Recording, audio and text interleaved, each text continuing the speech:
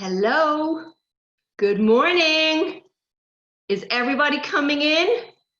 I see all the numbers rising. You are all so, oh, hello. Who put up their hand there? Well done, you flashed off the screen on me. Put your hands up if you're joining me.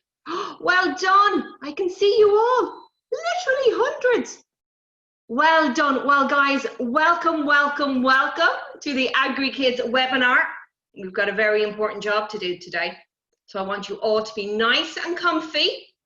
It's great that you can bring your own seat to these things, isn't it? Bring your own seat, sit down, get nice and comfy, because in about 40 minutes, all you guys and boys and girls who are watching are going to become part of a very special club. You're all going to become AgriKids. And you know what that means? When you're an AgriKid, you're an expert in farm safety. And that means you can boss all the grown-ups around. You can tell them everything that they're doing wrong. You can tell them what they need to start doing, what they need to start improving on. Is that okay? Are you up for that? Great. Well, my name is Alma, and I am the person who's going to make you all experts in farm safety, okay? But you got to help me as well, okay? So if you have any questions, or if you want to answer any of the questions that I asked, you'll see the question and answer box there. And every now and again, I'll be asking you to put your hands up, okay? So is everybody ready? Are we ready to go? Are we? Fantastic. Well, first of all, I want to see what I'm dealing with here. Let's see how good you all are. Let's ask ourselves a question. Get that screen down. We don't want that screen. Oh, and I should add right now that this is going to be recorded as well. So if anybody misses anything, don't worry. I can send you on the link afterwards, okay? So let's ask ourselves, what kind of things do we think are dangerous on a farm? Yeah, a lot of this has been happening, hasn't it? A lot of machinery going around. We're making bales, we're making silage, we're making haylage. We actually make haylage on our farm here because we have loads of horses, and haylage is fantastic for feeding horses. So machinery is dangerous on a farm, isn't it? Tractors and trailers and stuff like that. What else is dangerous? We might be meeting one of these later on. Bulls, very handsome. But animals on a farm can be a little bit dangerous, can't they?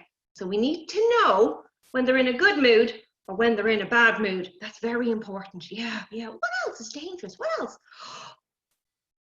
Yeah, is anybody getting any slurry smells? Yeah, we've just probably done a first cut of silage, haven't we? And as soon as we cut that grass, we need to feed it again because it's starving. So silage is a brilliant way to feed our grass. And we're going to be talking about silage later on.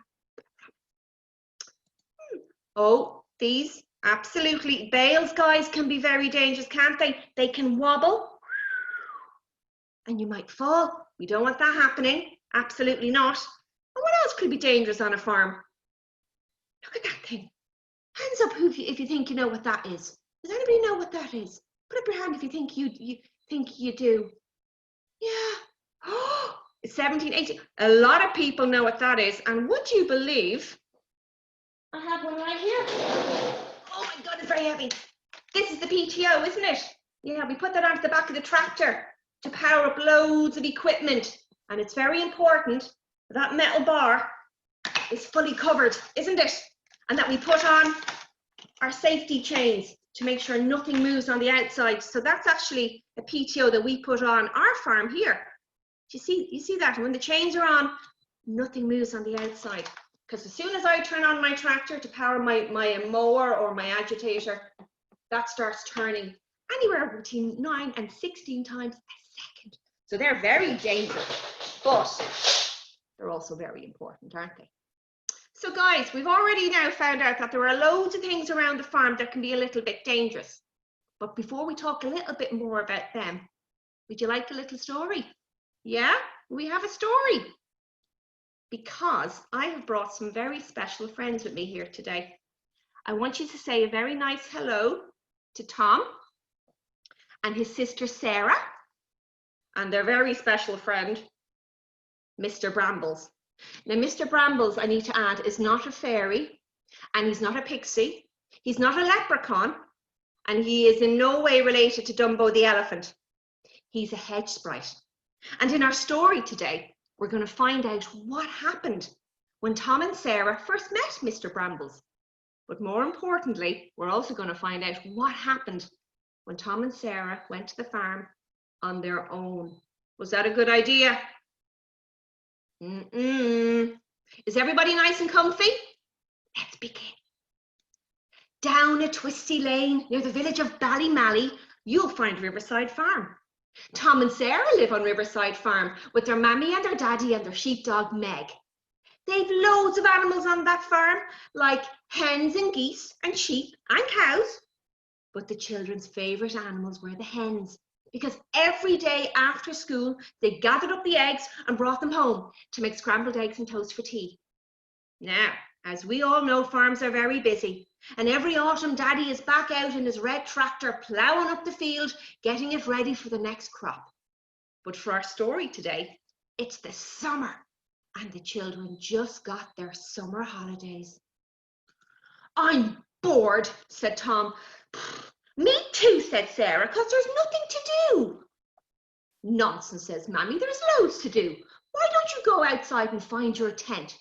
If it stays nice and dry, you can camp outdoors tonight. Children loved this idea, and out they ran as quickly as they could to find their tent. In no time at all, they had it made, and that night they were snuggled in their sleeping bags, drinking hot chocolate and eating their picnic tea. Yummy, said Sarah. Sandwiches taste much better outside. Meg the sheepdog was there too. She wanted to get some of their sandwiches. Then Meg began to sniff the air. Dogs can smell things that we can't. Then she began to growl and bark. What's wrong, Meg? Asked Sarah. Is there something outside? Sarah zipped open the tent and Meg dashed out. She was growling and barking at the hedge right beside the tent. Shh, said Sarah. I think there's something in the hedge. Sarah got a little bit closer, and from deep inside the hedge, she heard a little voice saying, Help, please, help. Tom, said Sarah, there's somebody in the hedge, and he needs our help. Tom came out of the tent and threw his half-eaten sandwich to Meg, who ran off after it.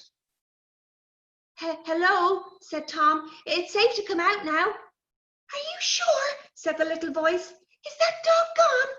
Yes, said the children, and suddenly the hedge began to glow. It glowed and glowed and glowed and got so bright the children had to cover their eyes. And when they opened them again, they couldn't believe what they saw.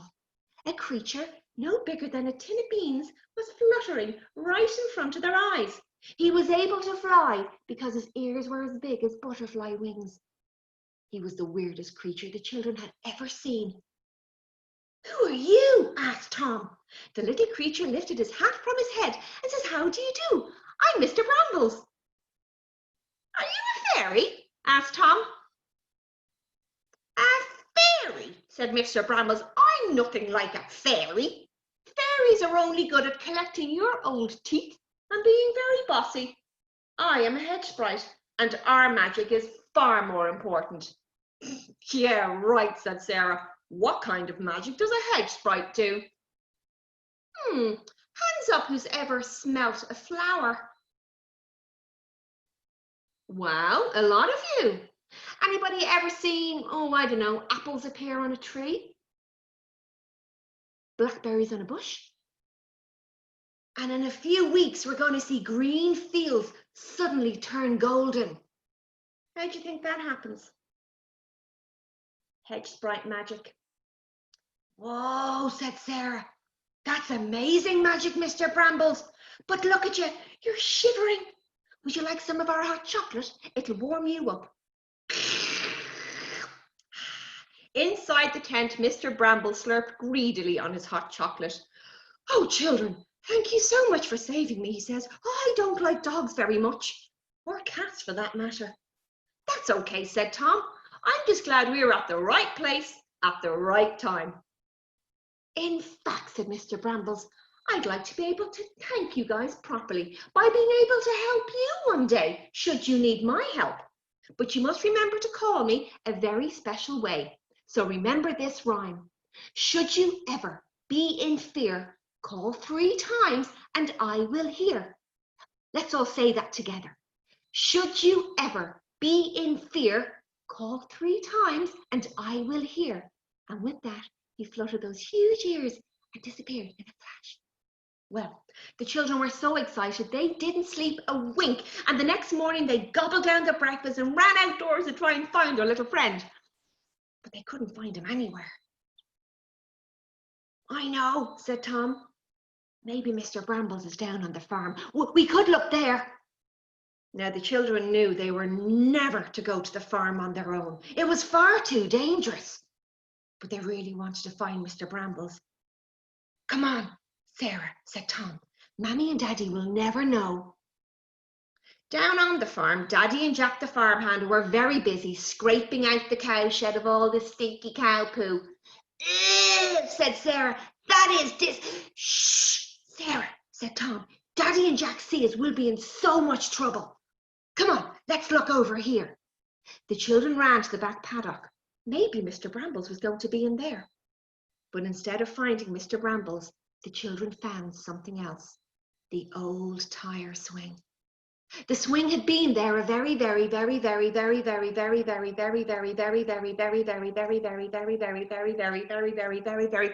time, and the rope was very old and very tatty and not safe at all. Oh no, Tom, said Sarah, we shouldn't be in here. Come on, let's look somewhere else. But Tom was being very naughty. He climbed into the ring of that old swing and began to swing himself as high and as fast as he could go. Whee, look at me, he said, going higher and higher, faster and faster. Tom, said Sarah, get out of that swing.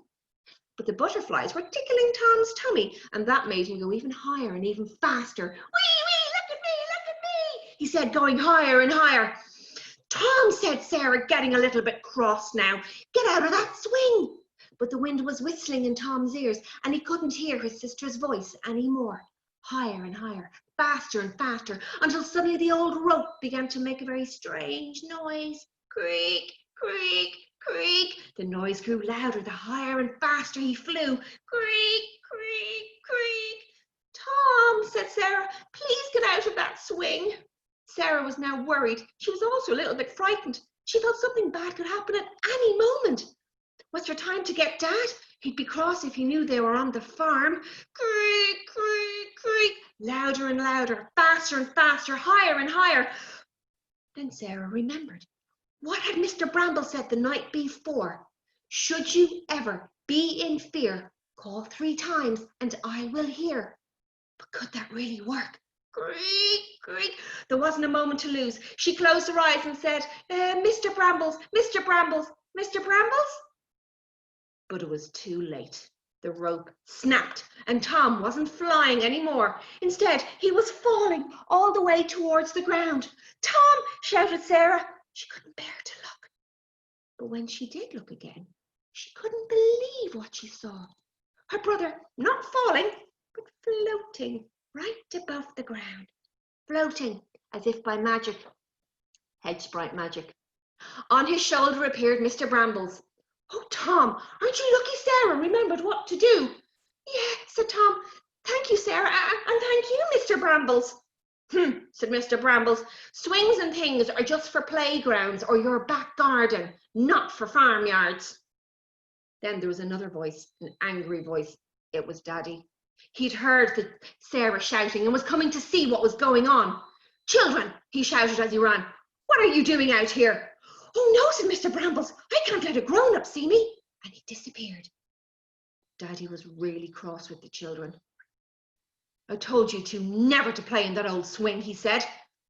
What are you doing down here on your own? Did you ask for permission? No, Dad, said the children. Sorry, we won't do it again. No, you won't, said Dad, because I'm clearing away that swing once and for all. Later that day, as Daddy tidied away the swing and threw the tire with all the others onto the silage pit, he was still feeling pretty cross. Oh, I should have cleared away this swing ages ago, he says. What am I going to do to make sure the children don't go to the farm on their own? Suddenly, Daddy's eyes lit up. I've got it, he smiled. Not long afterwards, Mr. Brambles heard giggling in the children's back garden. He poked his head out through his little hedge house and couldn't believe what he saw. The children playing on a brand new set of swings. "Whee!" said Tom as he went down the yellow slide. It even had a tree house. It really was a wonderful sight. And as he lay tucked up in his little hedge bed, Mr. Brambles knew there wouldn't be another tree swing on Riverside Farm ever again. So guys, want to put your hands up now. Do we ever go to a farm on our own? Do we? Put your hands up if you think no. Oh, well done. My AgriKids in training are doing a top job so far. But how do we remember how to stay safe on our farms? Well, on my farm here, I use loads of different signs, and they've got different pictures and different colours. And I'm going to see if you guys can help me remember or recognise where and how I might use these signs. Now, there's somebody watching called Killian O'Leary, and I think Killian is a top guy when it comes to recognising signs. So let's see if everybody else can learn them too. So remember, some signs are red, some are green, some are blue, and some are yellow. Why is that? Well, I want you to remember, I have a handy trick.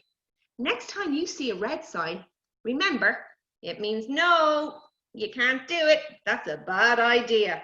It means don't go in there, stay out. It means no. But when you see a green sign, that means yeah, you can go in there. That's where you might exit. That's where you might assemble.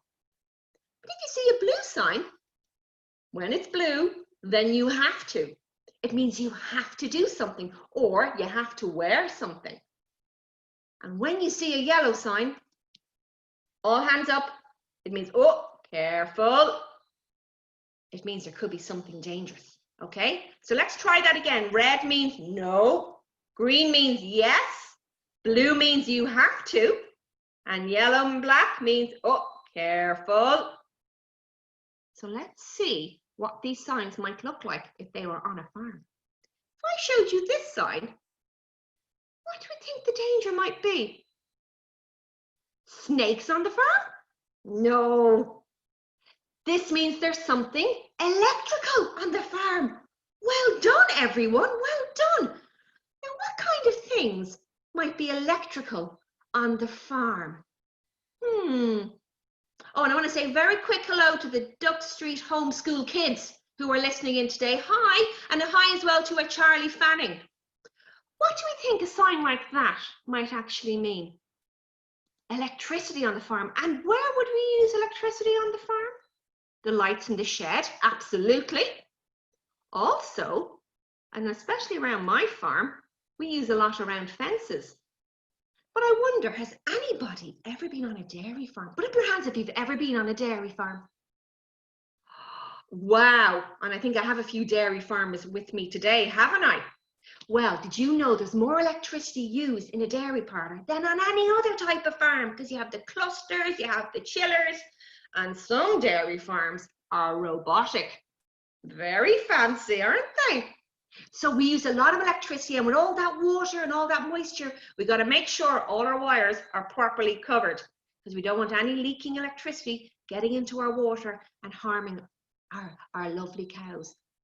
But on my farm here in County Meath, I have a lot of animals, and I use a lot of electric fencing in my fields to make sure the animals don't try and escape either into a field with my lovely grass I'm trying to grow or onto a road.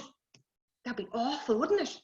And sometimes my very naughty horses, they like to eat the fence. They do, they want the fence. So I run a little bit of electrical wire on the inside to keep them back because that wooden fence could hurt their tummies.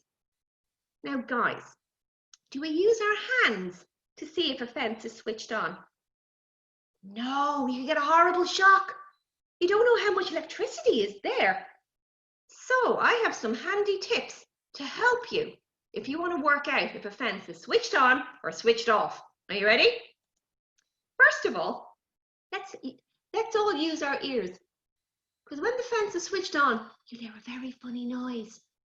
It'll go tick, tick, tick, tick, tick, tick, and that'll tell you the fence is definitely on. You can use your eyes because the could be a sign letting you know, oh, fence is on. And sometimes I move fences around, so I have to bring this little sign with me to let people know. Or you could just ask somebody, couldn't you? Now, I know some people say a little bit of grass is good and everything else, but you could get a little shock, especially with your knuckles, if you do that. So we let the grown-ups work out that, okay? But there's something else that I use on my farm to help me figure out how much electricity is going through a fence and if my fence is switched on. Hands up if you've ever heard of a fence tester, something like that. Yeah, oh, loads of people, amazing. Well, I get this little thing, for those who don't know, and I stick this little bit of copper. It sits in here, it's really, really cool. All right, very handy. Take it out, stick it into the ground, hang this off my fence. And do we see the little holes there? They all light up. And they tell me 1,000, 2,000, 4,000, all the way up to 6,000 volts could be going through my fence. What kind of animal will I put into my field at 6,000 volts? I think a bull. They're very thick-skinned, aren't they? And we want to make sure that if a bull does get a little zap off an electric fence, that will stop him trying to run through it again if he's chasing something or someone. Okay? Do we have any more hellos to get to? Hello to Dara Kelleher. Hello to Aoife and Sean. And they're loving the session. Mary, hi Cathal, Dylan and Heidi from Kilkenny. Lovely to have you all along.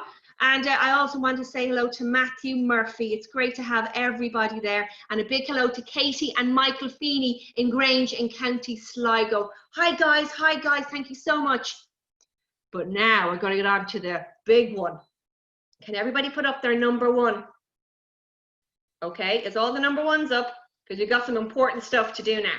All right, tractors. Okay, did you know tractors are the number one danger on our farms? So I'm going to help everybody to remember how to stay safe whenever there's a tractor about. Are you ready to go? Let's go. I have a tractor on my farm and the back wheel is bigger than me. Will I see how big I am? I'm pretty big, haven't I? Yeah, but that back wheel is still bigger than me. Okay, so I'm about here and you're probably about here. And what's more, do we see inside the cab? Yeah, that's really, really high up. Okay, when I'm sitting inside here, inside my cab, I'm sitting all the way up towards that roof. Can you all look up towards the ceiling? Yeah, that's probably where the farmer is, sitting all the way up there. And when we're sitting so far up, we can't see very well. All we can see is what's out in front of us. So we can't see who or what is on the ground below. And we definitely can't hear you, because that's pretty well soundproofed in there. And I have the radio on. So I won't be able to hear anything. Guys, do we ever approach a moving tractor? Do we ever play near a moving tractor? If you heard the engine of a tractor being switched on, do you run outside to see what's happening? No. You wait and we listen. Okay? When the engine is on, the tractor is doing its work, so we got to stay back. And we have to wait until the tractor engine is switched off. And then we can see about having a closer look, but only if we ask first. So I want you to pretend you're standing at the field gate and you're looking at the tractor doing its work. Maybe let the farmer know you're standing at the farm gate, okay? But I'm all the way over there. So you're going to have to let me know that you are there. And the best way to do that, hands up, wave. Wave at the farmer. There you go. And when the farmer waves back, beep, beep, we might go as well. Then you know the farmer has seen you and the farmer knows that you are there. And Finn Conroy, he wanted to know, how far back should you stay from a tractor? Well, Finn, you've got to know where the blind spots are on our tractors. And remember, I'm all the way up here. So all I can see is the green area here. This is what I can see. I can't see here. I can't see here. The nearer you are to a tractor, the least likely I can see you. So the closer you get, I won't be able to see you. So we stay really, really far back, okay? In fact, make sure there is like a wall or a gate, or maybe you're looking out the window from your house. But always remember the blind spots. We can't see you. We don't know you're there. and we can't hear you, okay? Everybody stay really safe around tractors. Now, as my AgriKids in training, I have a job, very important job for you guys, okay? Do you all put up your hands if you wear a seatbelt inside the car? Let's see all the hands go up. People wearing seatbelts in their car? Well done. Oh, amazing. So then, if you're all professional seatbelt wearers at this young age, do you think if the tractor has a seatbelt that the farmer should put it on? Absolutely. Inside the cab here, we call that the safety zone, okay? So that means by putting on our seatbelts, that's where the farmer stays, inside the safety zone on our seat. Won't come out a window, out a door, or get thrown around the cab. We'll stay inside our seat if the tractor was to rock or fall to one side, okay? It's far safer, okay? So if you know of any farmers, will you remind them to put on their seatbelt? Let's have a quick practice. Are you ready? 1, 2, 3, click. How long did that take? 5 hours? 6 hours? 2 minutes. Exactly. Let's have a little word from my friend Walter. He lives in County Clare, and he's got some very important advice for all the farmers out there. Now, always take farm safety first. Test the seatbelt in your tractor before you take off your wind. Let's give Walter a big clap. Thank you, Walter. And as my future AgriKids, that's your first job, to remind the farmers to put on their seatbelt. Okay? What other signs did I bring with me today? Now, always take farm Shh, safety first. Walter, you've done it. Oh, I don't know about this particular sign. It's a bit scary, isn't it? Is it pirates on the farm? What do you think? Do we think it's pirates? What do people think? Let me see. Oh, whose granddad has a fencer? Oh, amazing, Fionn. That's brilliant to hear. Hello, Connor and Hugh. What kind of sign do we have here, guys? Does anybody know? Well done. It is indeed. It's a sign for something that's poisonous. Not pirates. Something that is poisonous, absolutely, or toxic. And can I just say, something that's poisonous or toxic, they're all over our farms. We have to use them. But I'm going to show you where they are and what we might use them for, okay? So for example, if we get rats and mice, we don't want them, so we might put down some bait boxes. Weed killers, absolutely, don't want them ruining our crops, absolutely, so herbicides and that kind of stuff, okay? My dairy farmers will know about this stuff, detergents and chemicals that clean everything, keeping it well, and animal medicines. Absolutely. Things like a pour-on, great at killing off lice and liver fluke and all kinds of stuff. But it's really important that whenever farmers are using something like a pour-on, that we use gloves to protect our own skin, because that works by getting drunk into the animal skin. And when we wear special gloves, we're making sure that that stuff, that pour-on, the Ivermectin or whatever, doesn't get drunk into our skin and keeps us nice and healthy. Okay? And some of the symbols you might see on the different poisons or chemicals or whatever could be these. And these tell us how those different chemicals are actually dangerous. Some might burn our skin. Some are bad for the environment if they get poured into it directly. So we've got to be very responsible with those.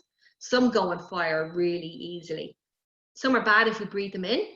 And some are just a general warning sign, like an irritant. If it gets into your eyes or onto your skin, it might just cause you to itch and burn a little bit. And did you know, ask your mom or your dad to show you something like washing up liquid or polish or detergents to cleaning clothes, because some of these signs might be on those. So it's not just for our farming, okay? Now there's another poison we're going to have a talk about in a couple of minutes, but I want to say some quick hello to some people. Shawnee Galvin, what kind of tractor do we have? I have a New Holland T7, which I absolutely love. And my husband has a McCormick that he uses in and around the farm. Hello to Cormac O'Rourke, lovely to have you along. How are you? Dylan Cryan wants to know, what age can you go on a tractor? Well, Dylan, in Ireland, in the south, from the age of 7, you can be a passenger inside a tractor, but only if there is a seat for you with a seat belt. There's one seat, then there's one passenger. At 14, with a license, you can drive a tractor around the farm, but not on the road. And at 16, with a license, and everybody has to get proper training as well, you can drive the tractor along the road, okay? So it's pretty good. It's pretty good. Now, I know in the United Kingdom, you have to be 13 before you're allowed inside a tractor. And again, only if there is a seat with a seat belt for you, okay? Very, very, very important, okay? Hi to Clodagh Whelan in Swords. Hello to Faye Kelly in Claren Bridge. Washing the milk tank, good man, Shawnee. You know all about those detergents and chemicals. And a big hello to Joseph Kelly. You're 4 in Roscommon and you love farming. Good man yourself. Well, you're going to love this next bit, because there's another poison I want you to have a little think about. It's a bit smelly. Are you ready? We're going to have a little chat about slurry. Is that okay? Who can tell me nicely what kind of stuff makes slurry? There it is. It's brilliant stuff. It's brilliant. What makes slurry? What is it? I need to know. Tell me, tell me, tell me. Tell me, tell me, tell me. Good. Oh, big hello to everyone. Hi, James. You're a dairy farmer. Good man yourself. Hello, Adam, Ryan, and Nina, and Tip. Guys, our kids are very important question here before we talk about what goes into slurry. Are kids allowed on quads? No, no passengers are allowed on quads at all. Okay, you have to be 16 to ride on a quad bike with training. And the reason why that seat is so long on a quad bike is not for passengers. It's to allow the farmer or the user to use their weight to help them maneuver. So when they're going up a hill, they push forward. When we're going down a hill, we go back. So by having passengers on quad bikes, it means we can't use our weight properly and we could cause an accident, okay? So it's only ever one person is allowed, and they have to wear their helmet, okay? So that's a great question. Thank you so much for that. What age was I when I was first on a farm? I was born on a farm in County Kildare, and now I live on a farm just outside County Meath. Now, what goes in? Oh, Amanda O'Neill and me pal Shawnee Galvin, well done. Lynette Sheridan too. Poo and wee. That's slurry, isn't it? Poo and wee. But who's poo and wee? Cow poo. Well done, Sandra Lennon. You're straight in there. And Bobby and Charlie Kinsler, they know all about their poo as well.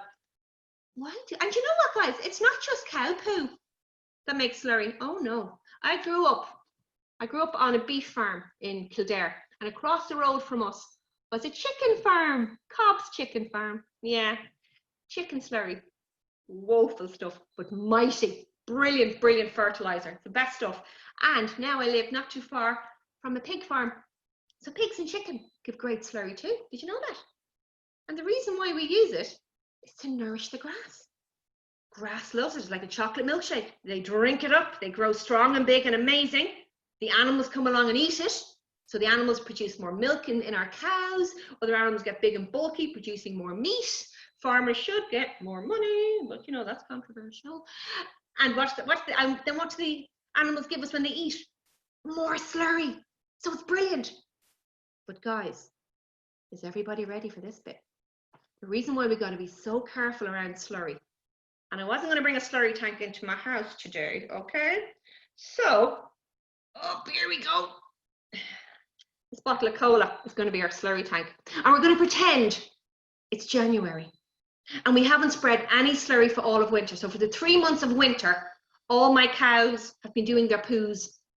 Okay, and my tank has got really full because I couldn't drain it. You're not allowed to spread slurry over the winter months. It's too cold, nothing grows, and it might get washed into our drinking water. Okay, but all that slurry has been left sitting there for 3 months, and it's all separated. Okay, so it's actually a drowning hazard as well, because all that bit in the middle is, that's all the watery, on the bottom is all the heavy poo. And here on the surface, it gets a bit dry and a bit crusty. That's kind of a good thing. Because in here with all the pee and the poo, all the bacteria are having a party. They're eating and drinking all that poo. And they're creating gases. And one of these gases is very bad. I call it the sneaky, sleepy snake gas. And at a very high level, you won't be able to smell it because it takes away your sense of smell. It's that bold. Okay? So this sleepy, sneaky snake gas, or hydrogen sulfide, as it's poshly known as, is lying here. And it's very heavy. It's lying low. And it can't get out, okay? Until maybe towards the end of January. The ban is lifted. I can spread slurry all over my field. But because my slurry has been left sitting for so long, I've got to do something with my slurry. I've got to give it a bit of a mix. Does anybody know what it's called when we mix slurry? Little tip, guys, is on top of the screen. Begins with an A, followed by a G. Hi to Connor and Mark in Westmeath. Great to see you all. Oh, Dylan, straight in with the pig poo. It's bile, isn't it? Yeah. What do we call it when we're mixing slurry? Agitation. Well done. My God, you guys are fabulous. Absolutely fabulous. Agitation. So I get what's known as an agitator and I put it into my tank to mix all my slurry because it needs to be like good and creamy and thick to get it all over my field. Okay. So I put my big mixing spoon or my agitator into my tank, start my tractor. It's powered by the PTO. Remember we spoke about the PTO? And we start mixing and churning the slurry. And as soon as you start this, you wake something up. You set something free. And it's not very happy with you. Are you ready?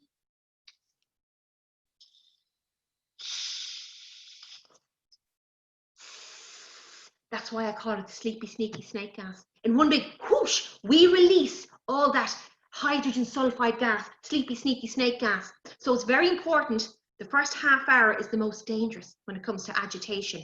And that's why, as soon as we start agitating, you see my farmer friend here? You stay outside the shed, out. You stay out for, well, they say at least half an hour, but that's like on a windy day. If there's not a lot of wind around, give it at least an hour. All right, because that gas can kind of hang around, all right, it mightn't be all gone. And remember, you won't be able to smell it. But as soon as you go back in, we can drain our tank and spread slurry all over our field again, okay? Feed our grass, feed our animals, all right? So slurry, it's great for grass. Is it good for you and me? No, absolutely not. Now, what's my next sign that I have with me today? Oh, it's the blue one. Who remembers the blue one? Remember yellow was, oh, careful. What was blue? When it's blue, then you have to. So what do you have to do when you see a blue sign? For example, if you saw that sign, oh, that means I've got to put on goggles. All right. Do I look cool? Thank you. No? Oh, fair enough. You've got to put on goggles, maybe, to protect your eyes. And if you're a builder, you're going to know what loads of these signs mean because builders have to wear these things before they go to work. They have to wear their hard hats, they have to wear boots, high-vis vests, okay, very similar to a farming. And something we all know a lot about now, you have to wash your hands. There's something on farms and there's something with animals called zoonosis. And that's when a disease goes from an animal to a person. So it could be like, you know, with sheep, you get orf or ringworm with cattle and horses. And it's very important that we always wash our hands, and especially with dogs and cats too. Keep our hands nice and clean. And I have a handy little tool to help you remember how to wash your hands. Although with all the COVID, I'm sure we're well used to washing our hands professionally now. What other signs did I mention? The red ones. They mean no. Stay out. You're not allowed in. Okay? And then obviously then our green signs. Green is good, isn't it? And that's always over a door maybe, or to show an exit, or a place that you assemble. So when you all go back to school, if you have like an emergency fire door that you go through if there's an emergency, and there might be a green sign in your playground or in your schoolyard telling you that that's where you need to assemble when there's an emergency. Okay, so green is good. Green means go. Okay, and even when I was in the cinema, which seems so long ago, I remember always looking at where the green signs were, because they were where you had to go if there was an emergency. So guys, that's why signs are different colors. That's why they're yellow, or that's why they're green, or that's why they're blue or red. But before I go, there's one more danger we have to talk about, and it doesn't wear a sign. Are you ready? The animals. Animals are very good at telling us how they feel, but because they don't wear a sign, we have to look at how they're behaving to see what mood they're in. So for example, if we looked at dogs and cats, some people think that's a dog smiling at you when they're showing their teeth. He ain't smiling, guys. He's saying, leave me alone. Can you all grit your teeth? Do you feel happy? No, you probably feel a bit cross, don't you? Yeah, and so does he.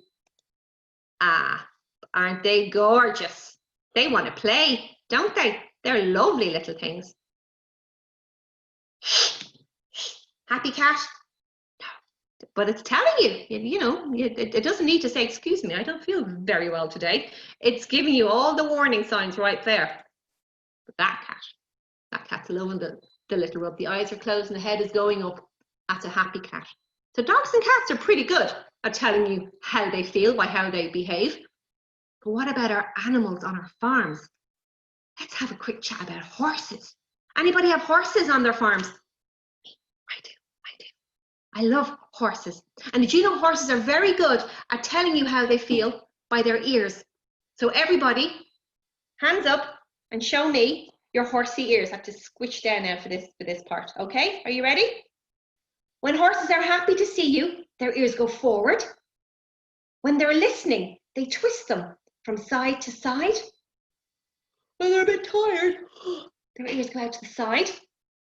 And if they're scared, cross, upset, their ears go back. And that's a warning sign. When the ears go back, stay back. So, how is this horse feeling today? Oh, he's tired. Shh. He wants to go to sleep. Night. What about this horse? Oh, everybody say hello to Maggie. Yeah, Maggie's not in a good mood today. Where are her ears? They're back, aren't they? Well, Maggie's a horse on my farm, and I know she was in a bad mood, but she had a pretty good reason. About 2 hours before I took that photograph, I got a phone call, and I was told that Maggie had finally had her little foal, a little baby girl foal, a baby horse. And a girl foal is called a filly, and a boy is called a colt. So her little filly foal was somewhere in here at the back. And Maggie, being a very protective mummy, was giving me the warning signs to stay back by using her ears. Oh, now look at this horse. You see their ears? They're kind of pivoting out like that. That horse is listening to what the rider is asking them to do. What a very good horse. I had ponies when I was little, and none of them did that for me. No way. And remember, guys, does anybody know how to feed a horse? Well, make sure you don't do it like this. Show me all the hands again, okay? When you cup your hand like that, okay, that's not a good way to feed a horse, because you're not giving them enough space to take the food. And I always think if you can pinch a little bit of skin there, well, so can they. So the best way to feed a horse is by using a nice flat hand like that, and all your fingers and thumbs stuck in together, okay? All right, that's the best way right there. And also remember, in a field, horses' eyes are spread out on either side of their face, so they can see nearly the whole way round. But there's 2 places they can't see, 2 places you shouldn't stand. Here, you ever approach a horse from the back? They can't see you. So what might happen? They might give you a kick, so don't do that. And remember, don't approach them at the front. They have a blind spot right about there, and they won't be able to see you, and you could frighten them, okay? So the best place to approach a horse is at their shoulder, at the side, because that's where they can see you coming, all right? So never at the front and never at the back. Come in at the side, okay? Now, my final animal today. Isn't he handsome? Anybody have a bull on their farm? Let me see. Anybody have a bull? Let me have a look. Oh, yes! Amazing! So handsome. My granddad had a bull on his farm called Barney. I loved him. Anybody have any cows on their farm? Maybe finishing off, or probably finished calving now at this stage. Loads of people, brilliant. So let's have a competition, right? Hands up who thinks bulls are the most dangerous animal on our farms. Let's have a little look. Thinks bulls are the most dangerous. Oh, wow. A lot of people. Yeah, they are. They're very dangerous. They're very big. They're very strong. Anybody think cows are the most dangerous? Ah, they're so cute. Look at her with her little baby calf. Ah, who thinks cows might be more dangerous than a bull? Some more of you think bulls are. Well, guess what? Over here. Freshly calved cows cause more accidents on our farms than bulls. And it's not because she's being mean. She's just been a really good mum. She's been very protective, because during the calving process they can get a little bit agitated, a little bit stressed, okay? And it's all just to protect their little baby. So we've got to be very careful around a freshly calved cow. and make sure that we don't stress the mammy anymore and make her crosser, okay? But again, she's not being mean, she's just being a good mum, okay? But let's finish off with a little bit on our bull friends here, okay? Let's see how these bulls are behaving and what kind of mood they might be in. Oh, so we're back to our little friend here. You see all the cows here in his field? He's probably minding them. They're very territorial. My field, my pen. You see how he's staring at whoever took this picture? Yeah, that's probably a warning sign that he's saying, you out, okay? They don't like people in their field. You see it, if you see this sign, you don't go in, but you always check a field, all right? Always, always, always. Ah, you see they also have a ring in their nose. Now that's not to make the bull look pretty. This is a very sensitive area on a bull, and by putting a ring in their nose calms them, okay? And my granddad always says, don't put a ring in your own bull's nose, because it can hurt the bull a little bit. And if you hurt your bull, will he like you? Will he trust you? So what would he do to you? Probably something like this. Paw on the ground, shaking the head from side to side, sign of a very agitated bull, okay? This bull here has their head out a little bit. So that means they're feeling pretty good, okay? Nice and calm, all right? And that's probably why they look to be at some kind of a showing event there, okay? But when they're pawing the ground, tossing the head, not a good thing. And you see these things, it's always best to have them removed before they're about 2 to 3 weeks old, okay? Before that actually attaches onto the skull. Because even if he's playing, those horns can do a lot of damage.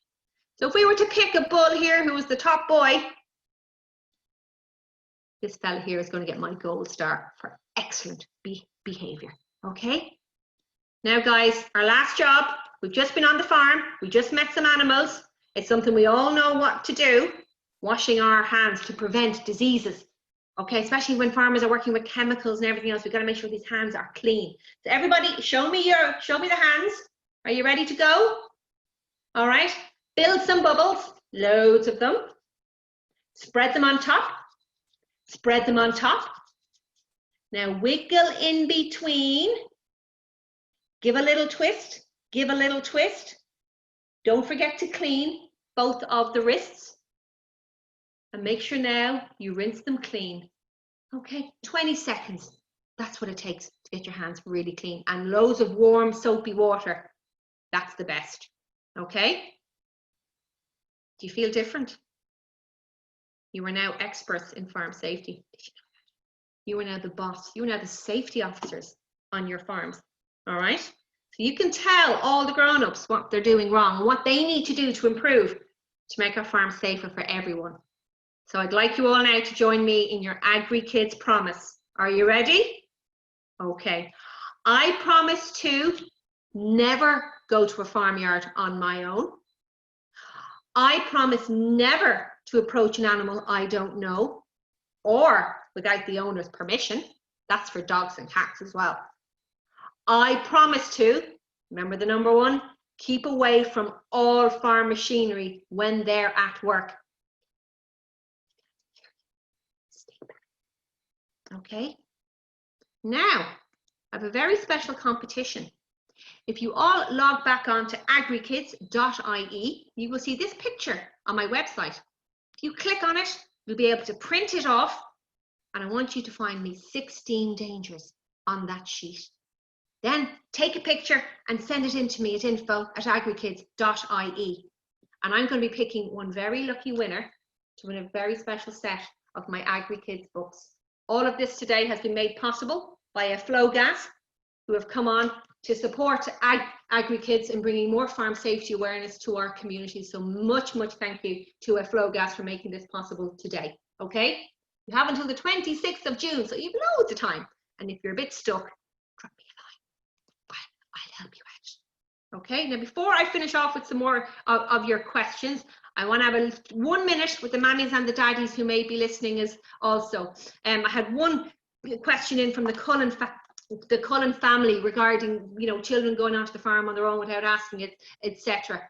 I find a great strategy is we need to create a barrier to stop them getting onto the farm. Get them to design a sign, colour it red, and put that sign up and let them know that there is a barrier that you cannot go past. Also tell them why.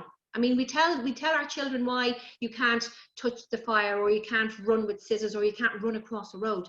It's dangerous. The same rule applies for the farm. Explain why you can't go there on your own, and then make it physically impossible for them to do that. But make them the owners of that. Get them to design that as sign, and make them the safety officer, and tell them don't let anybody go beyond there. I often find with empowering kids is a far better way of getting the message across, okay? So make sure no child visits the farm alone. If you've high-vis vests, keep them handy. So if you're going to do any outdoor walking or any farm visits that are coming up, that they are there. The hand washing prevents the spread of zoonotic diseases. Keep them away from all the farm machinery. I can't emphasize this enough. But also teach them what the various signs mean. So even when you're out driving in the car, now that we can go a bit further, show them different signs you might see along the road and what they mean and what colours that they are. But probably most importantly, just talk about farm safety. Let's make it a natural thing, instinctive, and really then we will start looking to create a far safer future on our farms.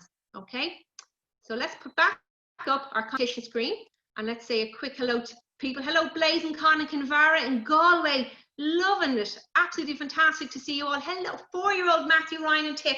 You're learning lots. Good man yourself. In Clare Morris in Mayo, we have 5-year-old Sinead Heaney. And she's going to teach her dad and older brothers about farm safety. Good woman yourself. If you need any help, agrikids.ie, or give me a call, drop me an email. I'll sort you out. Hello from Pierre, Penelope and Matilda in Cavan. Lovely to have you along. Cynthia Raymond, beautiful way to call slurry manure. Absolutely. Can sheep poo be used for slurry from Lily? Yeah, it can pick it up a little bit. It can. Well done. Sean feeds grass to the cows beside our house when Dad cuts the grass. Good man, Sean, yourself. That came in from your mum, Sandra Lennon. Adam Ryan, talking about the methane gas in slurry. Absolutely. Shawnee is back there with his agitation, as is Neil Russell, Louise Smith. You guys are absolutely amazing. Oisin and Rory O'Connor, should we close windows in the house when slurry is being spread?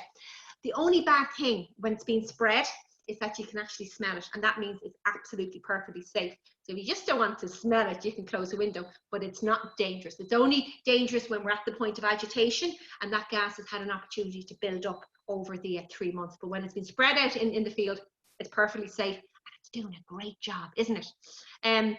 Hello from Ty O'Shea in Valencia, Ireland today. It's wonderful to have you along. To Jade and Joshua and Kenny in Galway. Absolutely love it. Hello, Gino Sullivan in Mayo. To Ella, Tara and Avril Gilmartin. Thanks for coming along. Ursula Mullen. Blue, you have to. Well done. Neve as well is all saying, wear goggles. I had them on. I did. I promise I had them. How many cows do I have on my farm? And that's coming in from Connor, Fionn, and Ronan Kingston in Cork. We only have 14 heifers.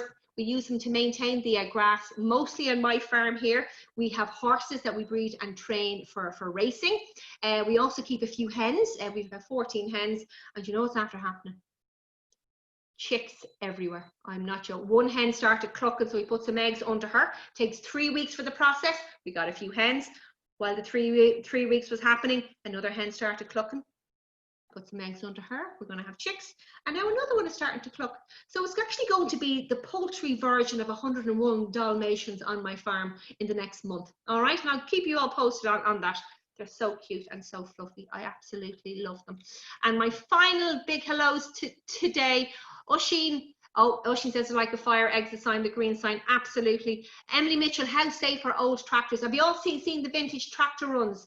As long as they have that rollover device, that's the safety device on them. But those tractors from many years ago are much slower, much less powerful than the tractors we have now. So they are safe as long as that they're driven safely, driven carefully. Okay, but they won't be doing the scale of work that our farmer tractors are doing now. Okay, so they're okay to see them on the tractor runs. Okay, hello to Dara and Bevan Mar in Tipperary, and my final hello is to say hello to Calvin from Derry. It's wonderful to have you along. Is that Calvin Quigley in Derry. Lovely, lovely to have you along.